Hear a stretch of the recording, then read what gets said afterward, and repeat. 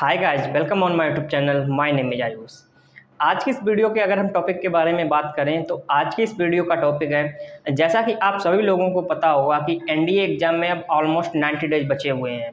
तो अगर अभी तक आपने इस एग्ज़ाम के लिए बिल्कुल पढ़ाई नहीं की हुई है या आपकी तैयारी अच्छी नहीं चल रही है, तो अब आपको इन 90 डेज को कैसे यूज़ करना है जिससे आप इस एग्ज़ाम को ईजिली क्रैक कर सकें। बेसिकली इस वीडियो में हम लास्ट 90 डेज की स्ट्रेटजी के बारे में बात करेंगे।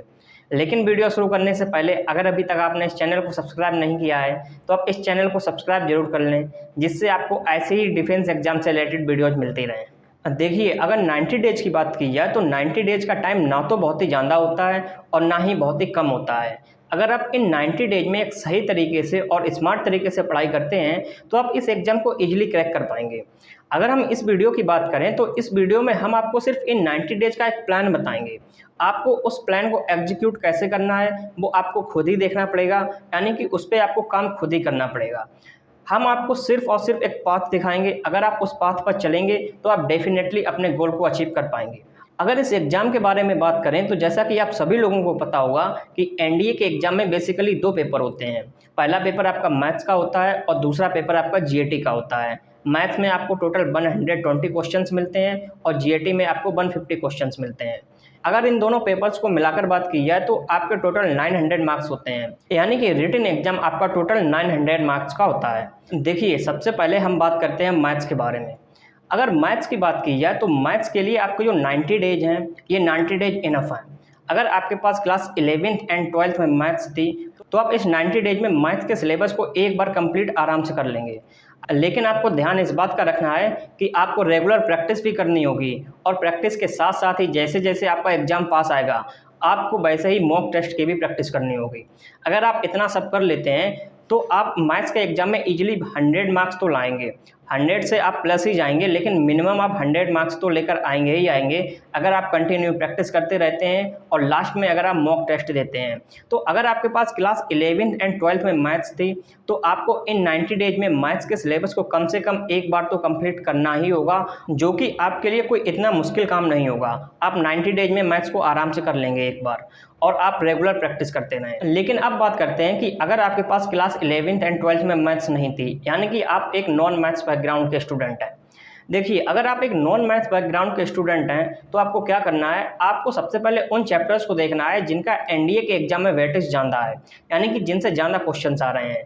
आपको मैथ्स के सारे सिलेबस को कंप्लीट करने की ज़रूरत नहीं है, आपको सिर्फ और सिर्फ उन्हीं चैप्टर्स को कंप्लीट करना है जिनका वेटेज ज़्यादा है। लेकिन आपको ध्यान इस बात का रखना है कि आप जितने भी चैप्टर्स कंप्लीट कर रहे हैं उन सभी चैप्टर्स को आप अच्छे से कंप्लीट कर रहे हैं, जिससे उस चैप्टर से अगर कोई भी क्वेश्चन आपके एग्जाम में आ रहा है तो वो छूटना नहीं चाहिए। यानी कि सीधी सी बात है, चाहे आप मैथ्स बैकग्राउंड से हो या आप नॉन मैथ्स बैकग्राउंड से हो, आपके एनडीए एग्जाम में मैथ्स में मिनिमम 100 मार्क्स आने चाहिए।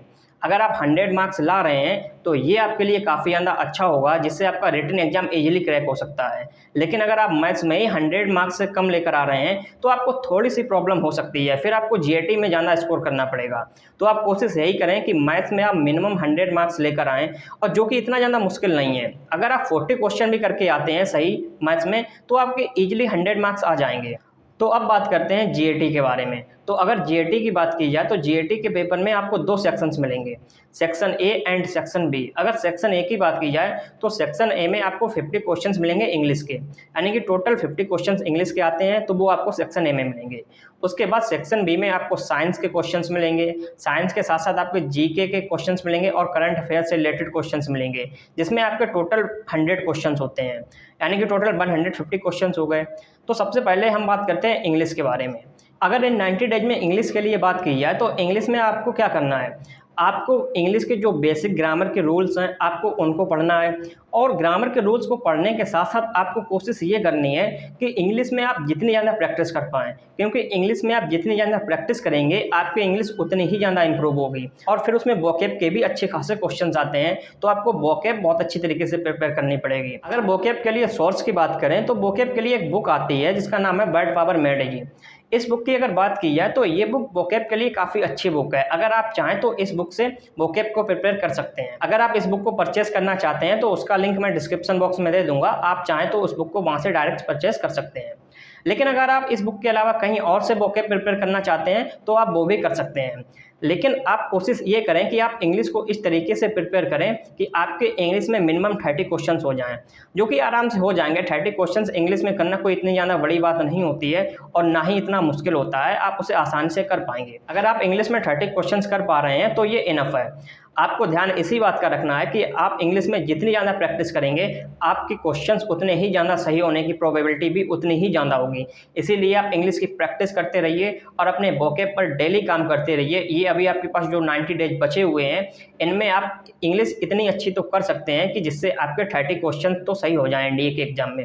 कोई इतनी ज़्यादा मुश्किल इंग्लिश नहीं आती है, तो आपको मैथ्स और इंग्लिश डेली पढ़नी है इन 90 डेज में। अब बात करते हैं जीएस के सब्जेक्ट्स के बारे में। तो देखिए, अगर जीएस के सब्जेक्ट्स के बारे में बात की जाए तो जीएस के सब्जेक्ट्स की एक जो सबसे बड़ी खास बात है वो ये है कि जीएस का जो सिलेबस है वो बहुत ही ज़्यादा है, बहुत ही वास्ट सिलेबस है। अगर आप इन 90 डेज में ये सोच रहे हैं कि हम सारे जीएस के सिलेबस को कंप्लीट कर लेंगे तो ये शायद पॉसिबल नहीं है, क्योंकि 90 डेज में आपको मॉक टेस्ट की भी प्रैक्टिस करनी है, आपको रिवीजन के लिए भी टाइम चाहिए और आपके सिलेबस को भी कंप्लीट करना है। तो आप सारे सब्जेक्ट्स को तो नहीं पढ़ पाएंगे, लेकिन हाँ, अब अगर साइंस की बात की जाए जीएस में, तो साइंस के जो क्वेश्चंस आते हैं वो काफ़ी ज़्यादा इजी क्वेश्चंस आते हैं। और साइंस में आप केमिस्ट्री एंड बायोलॉजी के जो क्वेश्चंस देखेंगे तो उनका जो लेवल होता है, जो मैक्सिमम क्वेश्चंस आते हैं, उनका लेवल 6 to 10th तक का ही होता है। तो अगर आप 6th क्लास से लेकर क्लास 10th तक की एनसीईआरटी बुक्स पढ़ लेते हैं तो आप केमिस्ट्री एंड बायोलॉजी के क्वेश्चन तो आसानी से कर लेंगे। उसके बाद अगर फिजिक्स की बात की जाए तो फिजिक्स भी कोई इतनी ज़्यादा हार्ड नहीं आती है। फिजिक्स भी बेसिक फिजिक्स आती है, जो आपने क्लास 11th एंड 12th में पढ़ी हुई थी। उसमें जो सिंपल कॉन्सेप्ट होते हैं उन्हीं पर बेस पर क्वेश्चंस आते हैं। तो साइंस को इतनी ज़्यादा मुश्किल नहीं आती है, आप साइंस को 90 डेज में ईजिली कवर कर लेंगे। हालांकि आपको 90 डेज का टाइम लगेगा भी नहीं, आप उससे पहले ही कर लेंगे। तो आपको यहाँ पर क्या करना है, आपको साइंस को कंप्लीट करना है। अगर आप साइंस के देखेंगे तो साइंस के 50 क्वेश्चंस आ रहे हैं। अगर मान लीजिए आपने इजी क्वेश्चंस भी किए हैं साइंस के, तो आप इजीली 30 क्वेश्चंस तो साइंस के कर लेंगे, क्योंकि अभी आपके पास 90 डेज का टाइम है और साइंस को इतना ज़्यादा टाइम नहीं मांगती है। और साइंस के जो क्वेश्चंस होते हैं वो भी इतने ज़्यादा मुश्किल क्वेश्चंस नहीं आते हैं। तो आपको साइंस को बिल्कुल भी इग्नोर नहीं करना है, आपको साइंस को अच्छे से पढ़ना है, जिससे अगर आप मान लीजिए आपने हार्ड क्वेश्चंस ना भी किए तो भी आप मिनिमम 30 क्वेश्चन साइंस में करके आएंगे ही आएंगे, अगर आपने साइंस अच्छे से पढ़ी हुई है इन दिनों में। अब बात करते हैं हिस्ट्री, ज्योग्राफी एंड पॉलिटी के बारे में। देखिए, अगर हिस्ट्री की बात की जाए तो हिस्ट्री का जो सिलेबस है वो काफ़ी ज़्यादा वास्ट सिलेबस है। इसमें आपको काफ़ी ज़्यादा याद भी करना पड़ेगा और हिस्ट्री को कंप्लीट करने में आपको टाइम भी लग जाएगा, और ये आप कर भी नहीं पाएंगे। तो अगर आप हिस्ट्री को इग्नोर भी कर देंगे तो कोई इतनी ज़्यादा प्रॉब्लम नहीं होगी। अगर बात जियोग्राफी की करें तो जियोग्राफी को आपको पढ़ना है। जियोग्राफी आप क्लास 11th एंड 12th की जो एनसीईआरटीज़ की बुक्स हैं जियोग्राफी के लिए, आप केवल उन्हीं बुक्स को पढ़ें। आप अगर उन बुक्स को कम से कम 2 बार पढ़ लेते हैं तो आपको जियोग्राफी में कोई भी प्रॉब्लम नहीं होगी और आप इजीली 10 क्वेश्चन तो जियोग्राफी के कर लेंगे अगर आप इन 2 बुक्स को पढ़ लेते हैं। तो आपको क्लास 11th एंड 12th की जो जियोग्राफी की बुक्स हैं, आपको उन बुक्स को पढ़ना है। उसके बाद हम बात करते हैं पॉलिटी के बारे में। तो देखिए, अगर एनडीए एग्जाम के लिए पॉलिटी की बात की जाए तो पॉलिटी का एनडीए एग्जाम में जो क्वेश्चंस आते हैं वो बहुत ही लिमिटेड क्वेश्चंस आते हैं और पढ़ना भी आपको बहुत ही लिमिटेड होता है। तो अगर आप पॉलिटी को पढ़ना चाहते हैं तो आप पढ़ सकते हैं। ज़्यादा आपको उसमें 10 डेज लगेंगे, लेकिन अगर आप 10 डेज में पॉलिटी को पढ़ लेते हैं एनडीए एग्जाम के लिए तो आपके 3 to 4 क्वेश्चन तो पॉलिटी के ईजिली हो जाएंगे। और फिर हम बात करते हैं करंट अफेयर्स के बारे में। अगर करंट अफेयर्स की बात करें तो करंट अफेयर्स में कुछ टॉपिक्स ऐसे होते हैं जिनसे क्वेश्चंस आने ही आने हैं। जैसे अगर आप डिफेंस एक्सरसाइजेस से बात करेंगे तो डिफेंस एक्सरसाइज से एक क्वेश्चन आना ही आना है। तो आपने एक साल के अंदर या 6 महीने के अंदर जितने भी डिफेंस एक्सरसाइज हुई हैं, आप उन सभी एक्सरसाइज की एक लिस्ट बनाइए और उन सभी को याद कीजिए। उसके बाद डेज के ऊपर क्वेश्चंस आते हैं, जो इंपॉर्टेंट डेज और उनकी थीम्स आप पढ़ लीजिए। अगर आप इन कुछ सिलेक्टेड टॉपिक्स को भी देखेंगे करंट अफेयर्स में तो इनसे क्वेश्चंस आते हैं। अगर आप इन सिर्फ सिलेक्टेड चीज़ों को ही पढ़ लेंगे तब भी आप 3 to 4 क्वेश्चंस जो करंट अफेयर्स के आते हैं आप उन्हें कर लेंगे। तो इस हिसाब से आप अगर देखेंगे तो आपको इन 90 डेज में सिर्फ सिलेक्टेड चीज़ें ही पढ़नी है, आपको सिलेक्टेड होना पड़ेगा। अगर आप सिर्फ सिलेक्टेड चीज़ें ही पढ़ेंगे तब भी आप एनडीए एग्जाम को ईजिली क्रैक कर पाएंगे। अगर आप इन क्वेश्चंस को कैलकुलेट करेंगे तो आप देखिए, अगर 30 क्वेश्चंस आप इंग्लिश में करके आ रहे हैं तो 30 क्वेश्चंस आपके यहाँ से हो गए, और साइंस में भी आप 30 क्वेश्चंस आराम से कर लेंगे तो 60 क्वेश्चंस यहाँ से हो जाते हैं।